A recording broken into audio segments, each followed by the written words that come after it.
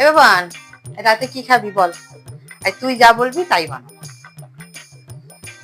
আচ্ছা। হুম, এত গরম পড়েছে, তাহলে গরম গরম ভাত আর চিকেন বানানো না, তাই খাই।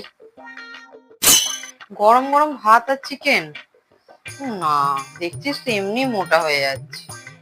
মোটা হয়ে যাচ্ছ? হ্যাঁ, আমিও হয়ে যাচ্ছি। তাহলে হ্যাঁ, রুটি আর পনির করো। রুটি আর পনির? ও জানিস তো, তো বাবা আবার পনিরটা পছন্দ করে না।